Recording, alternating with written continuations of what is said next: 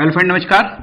मैं दिनेश शर्मा आज आपको पूजा के उपचार के विषय में बताना चाहूँगा कि कर्मकांड की कुछ खास शब्दावलियाँ, खासकर न्यास, ध्यान, विनियोग, हृदय न्यास, ऋषि न्यास, ठीक है, मंत्र के बीज, सामान्य जानकारी है। कोई मैं बहुत बड़ा विद्वान नहीं हूँ, एक्सपर्ट नहीं हूँ, निश्चित रूप से आपके काम की चीज़ है। चलते हैं आगे। सबसे पहले पूजा के उपचार के विषय में बताना चाहूँगा। उपचार के साथ साथ और भी आवश्यक चीज़ें हैं, जैसे कि जब हम मंत्र का उच्चारण करते हैं तो वहाँ कई बार न्यास, ध्यान, विनियोग, हृदय न्यास, ऋषि न्यास, ये सब चीज़ें आती है। तो पूजा कर्मकांड में से बहुत सारी चीज़ें आती हैं, वो सब चीज़ों की सामान्य जानकारी आपको आज मिलेगी। खासकर जब मंत्रों की बात करते हैं तो संस्कृत भाषा की बात हमको जरूर कर लेनी चाहिए, क्योंकि हमारे सारे ग्रंथ संस्कृत में ही लिखे हुए हैं और संस्कृत के लिखे ग्रंथ, संस्कृत भाषा एक विशिष्ट वर्ग की भाषा थी जो इतनी सहज और सरल नहीं थी, जन उपयोगी भाषा नहीं थी। जन उपयोगी भाषा नहीं होने के कारण कई बार जो है आम जन को ये सब संस्कृत के श्लोक, विनियोग, हृदय न्यास और जो है न्यास, ये बीज मंत्र है, इनको समझने में तकलीफ होती है। ठीक है, तो सनातन धर्म पद्धति के समस्त ग्रंथ संस्कृत भाषा में लिखे गए हैं। संस्कृत भाषा सहज सरल नहीं है, जन उपयोगी भाषा नहीं है। यही कारण है कि यह एक विशिष्ट भाषा होने के कारण ग्रंथों का ज्ञान एक सीमित वर्ग के पास सुरक्षित रहा। लेकिन संस्कृत भाषा धीरे धीरे लुप्त हो गई। भाषा लुप्त होता ही संस्कृत भाषा का ज्ञान भी रहस्यमय होता गया। सब रहस्य है। कबीर की भाषा जन उपयोगी थी, आज भी कबीर के दोहे आम जन को मालूम है, ज्ञात है और उसका यूज भी होता है। जैसे आप घाघ और भुड्डर की आज दोहे और उनकी जो कहावतें आज भी वो चलती हैं। संस्कृत भाषा विशिष्ट होने के साथ ही अंतर्मुखी भाषा है। संस्कृत भाषा अंग्रेजी की तरह नहीं है। अंग्रेजी शब्द के मायने सीमित होते हैं। संस्कृत के अनेक रहस्य और अर्थ होते हैं जो आसान नहीं है, बिना गुरु के जानना बहुत कठिन होता है। तो ये एक संस्कृत की समस्या रही।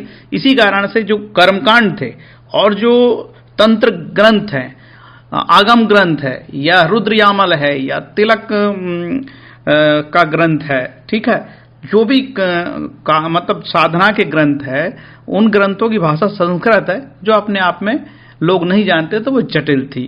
जैसे शारदा तिलक संस्कृत का ग्रंथ है, ठीक है, रुद्रयामल संस्कृत का ग्रंथ है। इन ग्रंथों का अनुवाद हुआ और अब धीरे धीरे चीजें लोगों को बहुत आसानी से मिलने लगी है।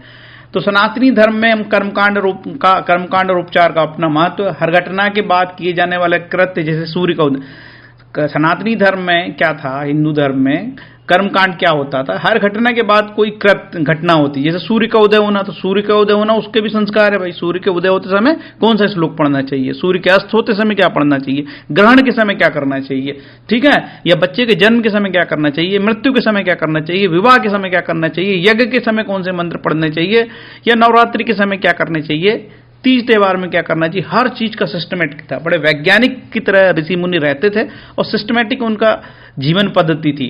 तो कर्मकांड, ज्ञान कांड, उपासना कांड। तो आज हम लोग क्रियाकांड, उपासना कांड के विषय में जानेंगे। खासकर कर्मकांड के विषय में अधिकतर यजुर्वेद में लिखा है। यजुर्वेद में ये हर मंत्र के पीछे जो ऋषि है और उसका देवता है, छंद है, इसके बारे में जानकारी दी कि उनके हर मंत्र के पीछे एक ऋषि होता था। कौन सा ऋषि, कौन सा देवता, कौन सा छंद है, ठीक है। तो यजुर्वेद में कर्मकांड के विषय में स्पष्ट बहुत सारा मंत्र, बहुत श्लोक यजुर्वेद से ही लिए गए हैं कर्मकांड के। कर्मकांड की हमको और जानकारी चाहिए तो हमको गीता, श्रीमद् भागवत के 11वें अध्याय के 11वां स्कंद के अध्याय 27 का श्लोक 1 से 55 तक पूरा कर्मकांड ही दिया गया है। भगवान कृष्ण ने देव पूजा विषयक श्री कृष्ण के आदेश है, उसमें कर्मकांड को क्रिया योग बताया है। क्रिया योग मतलब नियमित पूजा पाठ विधि, ठीक है। ये भगवान कृष्ण और ये मतलब कर्मकांड, यदि जो व्यक्ति सभी कर्मकांड तो करते हैं, सभी लोग पूजा, आराधना, उपचार करते हैं, ठीक है, लेकिन अहंकार का त्याग, हृदय से प्रणाम या हृदय से या भाव से किए जाने वाले सभी कर्मकांड फलदायी होते हैं। अब औपचारिकता बस आप कुछ करते हो तो उसका कोई फल नहीं मिलता। वंदेत दंडवत, ठीक है। तो इसमें एक श्लोक है अध्याय स्कंद 11 में, अध्याय 27 में है, श्रीमद् भागवत में 45वां श्लोक है। उसमें लिखा है, भक्त को चाहिए कि पुराणों तथा अन्य प्राचीन शास्त्रों तथा सामान्य परंपरा के अनुसार सभी प्रकार की स्तुतियों तथा प्रार्थनाओं से भगवान को श्रद्धा अर्पित करे। उसे चाहिए कि हे प्रभु मुझ पर दयालु हो। ऐसी प्रार्थना करते हुए पृथ्वी पर दंड की तरह गिरकर नमस्कार करे। वंदेत दंडवत मतलब सारा अहंकार त्याग करके ईश्वर के सामने दंड की तरह, जैसे दंडा गिरता है ना, बांस, वैसे दंड की तरह सड़क में पड़ जाओ, उसके दंडवत प्रणाम कहते हैं। ये देखिए मोदी जी दंडवत प्रणाम कर रहे हैं, ठीक है, ये दंडवत प्रणाम इस तरीके से किया जाता। सारा अहंकार त्याग करना, दंडवत का मतलब होता है कि हम आपके सामने समर्पित हैं, ठीक है। ये इसमें बड़ा आध्यात्म बात छुपी हुई कि हम सामने सर्वस्व त्याग दिया आपके लिए, ईश्वर के लिए। ये बनारस में माँ गंगा की आरती हो रही है, उसका एक चित्र है। और ये हमारे ही धर्म में क्यों कर्मकांड नहीं होता, ईसाइयों में भी कर्मकांड होता है, मुसलमानों में भी कर्मकांड होता है, इस्लाम धर्म में भी है, और जो है यहूदी धर्म में भी, सभी धर्मों में कर्मकांड छुपा है और होता है। कर्मकांड एक वैध क्रिया है। कर्मकांड के भी अनेकों ग्रंथ है, कभी वक्त मिलेगा तो उस पर अलग से बताएंगे कर्मकांड के कौन कौन से ग्रंथ होते हैं, किस प्रकार से कर्मकांड में कितने प्रकार की पूजाएं होती है। कर्मकांड की किताबें होती है, खासकर गीता प्रेस की एक नित्य कर्म पूजा प्रकाश है, किताब नंबर 592 है, बहुत उपयोगी है, चाहे तो आप वो ले सकते हैं किताब। इसका हम पीडीएफ देखते हैं आगे। अब ये भगवान कृष्ण का देखते हैं, ठीक है। भगवान कृष्ण ने देव पूजा विषयक श्री कृष्ण ने कुछ बताया है, तो उसको हम थोड़ा सा आगे पढ़ते हैं। भगवान ने अर्चा विग्रह की पूजा करने से मन में स्वतः शुद्धता तथा संतोष आता, इस तरह के समस्त वांछित लाभों का स्रोत होता। यह मनुष्य देव पूजा नहीं लगता, वह भौतिक इंद्रिय तृप्ति में आकृष्ट होता है। ऐसी बातें तो श्रीमद् भागवत में अनेकों जगह लिखी है। देव पूजा की विधियां, अर्चन की विधियां, ठीक है, उसमें ये सब बताया है कि पत्थर, काष्ठ, धातु, मिट्टी, रंग, बालू, मन या रत्न इत्यादि श्रेणियों से बनाया जाता है भगवान की जो विग्रह हैं। पूजा का हृदय है। और पूजा विधि का विस्तार इस ग्रंथ में भाग में श्रीमद् भागवत के 11:27 1 से 45 तक बताया हुआ है। 11वां स्कंद अध्याय 27 में, ठीक है। स्नान करके, ध्यान करके पूरी चीज अर्घ्य कैसे देना, पूरा डिटेल इसमें आ गया है। और ये दंडवत वाला इसमें भी है। तो ये तो बातें हुई कि देव पूजा अर्थात अर्चन की 3 विधियां हैं जो मूल वेदों से ली गई है, ठीक है। इसके विषय में आगे बताना उचित नहीं है। आगे चलते हैं। रिचुअल्स, कर्मकांड, अनुष्ठान, ठीक है। इसमें क्या होता है, अनुष्ठान कर्मकांड में क्या होता है, अनुष्ठान कर्मकांड हमेशा समान ढंग से किए जाने वाले कार्य संस्कारिक क्रिया, एक सा क्रम होता है, कोई टूटता नहीं। Ritual is a sequence of activities involving gesture, words, actions और object performed in a sequenced place and according to a set sequence. एक तरीके से सिस्टमेटिक होता है, वही सिस्टमेटिक क्रम जो है अनुष्ठान की किताबों में लिखा होता, कोई बार बार बदलने वाली चीज नहीं है, ठीक है। जो मंत्र जहां बोलना वहीं बोला जाएगा। अब इसमें न्यास शब्द का आता है। शुरू में आपको बताया था कि मंत्र जब हम पढ़ते हैं तो न्यास होता है। मंत्र का न्यास क्या होता है, न्यास का अर्थ है स्थापन, शरीर के बाहर और भीतर प्रत्येक अंग में इष्ट देवता और मंत्र का स्थापन ही न्यास करना है। हम शरीर के अंदर और भीतर सूक्ष्म तत्व हैं, जहां पे भी हम मंत्र का और इष्ट देवता का स्थापना करते हैं, हम उसको रिस्पेक्ट करते हैं, बुलाते हैं, आह्वान करते हैं, ठीक है। न्यास के कई प्रकार होते हैं। मात्र का न्यास, स्वर्ण और वर्ण का। देखो जो मंत्र हैं उनके उच्चारणों का बहुत ज्यादा महत्व है, ठीक है। तो स्वर्ण और वर्ण का न्यास होता है मात्र का न्यास। देवता न्यास, शरीर के बाह्य और अंदर की ओर देवता का न्यास। कर न्यास, अंग तथा कर न्यास, अंग न्यास, ऋषि न्यास, जिसके विषय में और बताऊंगा कि हाथों की अंगुली से, हृदय से, ठीक है। इसके विषय में आगे और चलते हैं। विनियोग क्या होता है, ठीक है। विनियोग का अर्थ है मंत्रों की उत्पत्ति कर्म के लिए ही हुई है। जिस मंत्र से जो कार्य कर्तव्य उसे मंत्र विनियोग होता है। जैसे जपे विनियोग, पाठ्य विनियोग और न्यास विनियोग, अथवा धर्म, अर्थ, काम, मोक्ष रूप कार्यों में शास्त्रीय रीति से सिद्ध मंत्रों की योजना करने का नाम विनियोग है। मंत्र की फल प्राप्ति के लिए उसके ऋषि, छंद, देवता, विनियोग की आवश्यकता है। इसके बिना मंत्र फलवान नहीं होता।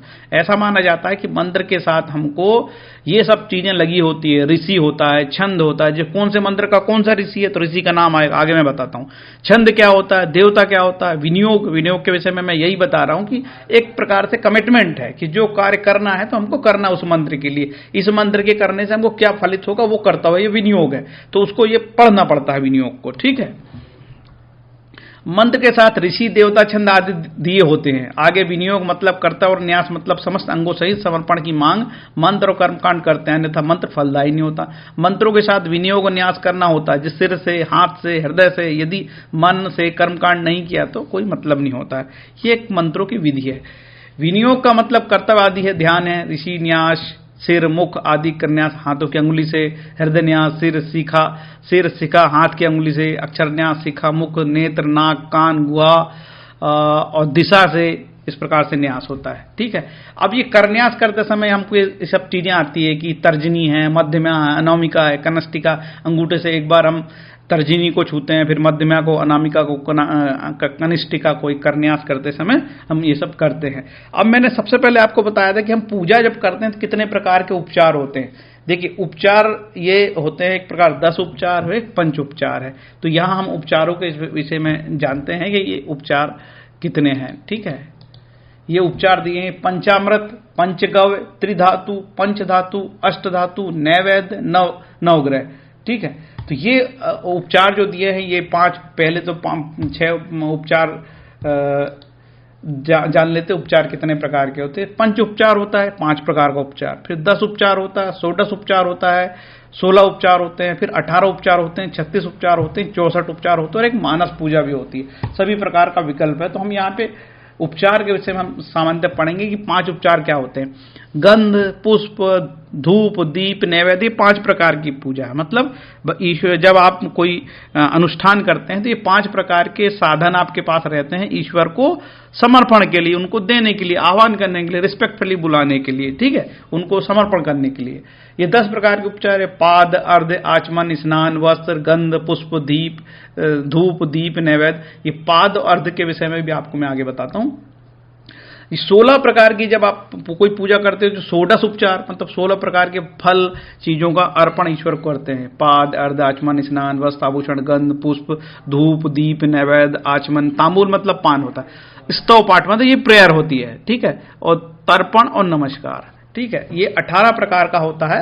ये 18 प्रकार का दिया हुआ है। इसमें धूप, दीप, नैवेद्य, तर्पण, माल्य, माल मतलब माला, अनुलेपन और नमस्कार, पुष्प, गंध, आभूषण, यज्ञोपवीत, वस्त्र, स्नान, आचमन, अर्घ्य, पाद, स्वागत, आसन। ठीक है, इसके बाद 64 उपचार भी होते हैं और 36 उपचार भी होते हैं, जिसकी जानकारी मुझे मेरे पास तो रखी है ग्रंथों में, लेकिन मैं यहां देना उचित नहीं समझा कि उतना तो कोई उपयोग करता नहीं है। लेकिन 64 उपचार की भी पूजा होती है। खासकर ये जो बगलामुखी या 10 महाविद्या रहस्य आपने नाम सुना होगा ना, जो बगलामुखी साधना करते हैं वो लोग इस प्रकार से 64 उपचार का भी उपयोग करते हैं। अर्थ का क्या अर्थ होता है वो जान लेता हूं। वह जल या जल में मिला अन्न, दूध, दही, फूल आदि जो किसी देवता आदि को अर्पित किया जाता है उसको अर्घ्य बोलते हैं। ठीक है, हिंदू कर्मकांड का वक्र जिसमें देवी, ऋषियों और पितरों को तृप्त करने के लिए उनके नाम से जो जल दिया जाता है, स्नान करने के बाद कई लोग सूर्य को तर्पण करते हैं। ठीक है, वो भी अर्घ्य ही है। पाद का क्या अर्थ है? पूज्य व्यक्ति के चरणों की धुवन। ठीक है, जैसे हम ईश्वर की जब आराधना करते हैं, पूजा करते हैं, तो भगवान की जो अर्चा विग्रह होता है, अर्चा विग्रह का हम पूरा उसको नहलाते हैं और उसको जो है पाद व्यक्ति के चरणों की धुवन हम फिर मुंह में अपन आचमन करते हैं। उदाहरण के लिए शिष्य ने गुरुजी के चरणों को धोकर चरणमत का पान लिया।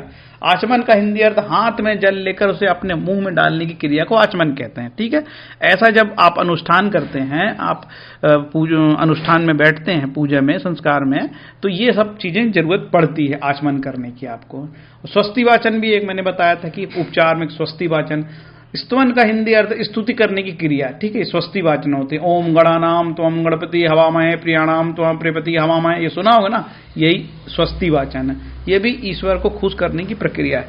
हर एक पूजाओं में ईश्वर को प्रसन्न करने की स्तुति है, उनकी प्रार्थना है, उनकी तारीफ में कहे गए श्लोक है। हर एक प्रार्थना में ईश्वर की प्रसन्नता में कहे गए श्लोक ही हैं। मानस पूजा भी होती है, सभी के पास विकल्प है। अब कोई कुछ नहीं है तो मन से ही पूजा कर ले भाई, तो भी होगा। जैसे गीता में श्लोक लिखा, अध्याय 9 श्लोक 26, पत्रम पुष्पम फलम तुयम यो में भक्त्या प्रेक्षति तदहम भक्त्या प्रहस्य मनामि प्रयत्नामन। यदि कोई प्रेम तथा भक्ति के साथ मुझे पत्र, पुष्प, फल या जल प्रदान करता है तो मैं ऐसे उसे स्वीकार करता हूं। ठीक है, if one offer me with love and devotion a leaf, a flower, a fruit और a water, I will accept it. क्या बात है। अब इसका हम देखते हैं, पीडीएफ देखते हैं दुर्गा सप्तशती का, जो मैंने आपको बताया कि देखिए यहां पे ये निर्वाण विधि लिखा है, उसमें मैं ये मंत्र पढ़ता हूं, विनियोग न्यास ध्यान का। श्री गणपति जयति ओम अस्य निर्वाण मंत्र ब्रह्मा विष्णु रुद्रा। ये ब्रह्मा विष्णु रुद्रा थोड़ा मैं बड़ा कर देता हूं आपके लिए, आसानी से दिखेगा आपको। अब ये यहां पे ब्रह्मा विष्णु रुद्र के ऋषि हैं। इस मंत्र के ऋषि कौन है? ब्रह्मा विष्णु रुद्र हैं। ठीक है, गायत्री छंदासी, ये छंद है। ये छंद क्या कहलाता है? ये पूरा श्लोक की ये पूरी भाषा जो शब्द है, शब्दों का जाल है, ये छंद कहलाते हैं, जिसको गायत्री भी बोलते हैं। श्री महाकाली, महालक्ष्मी, महासरस्वती ये देवता है। इस मंत्र के देवता कौन है? श्री महाकाली, महालक्ष्मी और सरस्वती देवता है। एम बीज हीम शक्ति क्लीम, हीम शक्ति क्ली कीलकम महाकाली लक्ष्मी महासरस्वती प्रत्यय से जपे विनियोग, ये इसका विनियोग है। ठीक है, इस तरीके। अब इसका आगे चलते हैं, इसमें ऋषि क्या होता है। ऋषि दिन्यास भी दिया है, ये भगवान ऋषि के नाम से, जो ऋषि है उसके नाम पे ऋषि दिन्यास होता है। ठीक है, तो हर मंत्र का कोई ऋषि होता है, उसमें देवता होता है और छंद होता है। ये करन्यास है। ये पूरे 9 इसमें शब्द है। ओम एम ह्रीम क्ली चामुंडाय विच्चे, ये करन्यास है। और करन्यास कैसे करते हैं? अंगुली से, हथेलियों से, हाथ के पृष्ठभाग से मंत्रों का न्यास करन्यास कहलाता है। इस प्रकार है ना, आपने देखा होगा जो कर्मकांडी पुजारी होते हैं वो करते हैं। ये देखिए, दोनों हाथों की तरजीह, अंगुलियों से अंगूठों का स्पर्श। ओम एम अंगुष्ठ्याय नमः, ओम हीम तर्जन्याय नमः, ओम क्लीम मध्य पाद्याय नमः, ओम चामुंडाय अनामिक्याय नमः, ओम विच्चे कनिष्ठव्याय नमः, ओम एम ह्रीम क्ली चामुंडाय विच्चे। इसके बाद हृदय, ये हृदय का विन्यास है। ठीक है, सिर से स्वाहा, सिखाए बसठ चामुंडाय कवच। ठीक है, सिर से, शिखा से, दाहिने हाथ के अंगुलियों के बीच बाएं कंधे के पीछे हाथ लगाना और अंगुलियों के अग्रभाग से नेत्र और ललाट को आग लगाना। इस तरीके से फिर ये अक्षर विन्यास है। ओम एम सिखाएम, ओम हिम दक्षिण नेत्रे, पूरे आंखों को, कान को, है ना, इस प्रकार से स्पर्श करना पड़ता है। इसके बाद दिशाओं का विन्यास है। ठीक है, वायव्य दिशाएं, दक्षिणी दिशाएं, ये फिर ईश्वर का ध्यान करना पड़ता है। इस तरीके की पूरी ये प्रक्रिया का पालन होता है। सप्तशती का ये न्यास है, दुर्गा सप्तशती से ही मैं लिया हूं। ठीक है, इस तरीके से फिर आपकी ये पूजा संपन्न होती है। क्योंकि हम लोगों के पास बहुत सारी चीज़ों का नॉलेज नहीं होता, इस वजह से हमको कई बार चीज़ें परेशानी होती है। ये पूजा का उपचार है। निश्चित रूप से आपको पसंद आया होगा। यदि मेरा वीडियो आपको अच्छा लगा होगा तो लाइक करें, शेयर करें, कमेंट करिए और कोई बात बताइए जिससे कि और कोई नया आपको वीडियो लगे तो बनाया जा सके। Okay, thank you. वीडियो थोड़ा लंबा हो गया, लेकिन चीज़ें बताने की ज़रूरी थी, इसलिए थोड़ा लंबा ज़रूरी था, क्योंकि नहीं तो आपसे बहुत सारी चीज़ें छूट जाती। ठीक, ओके, थैंक यू।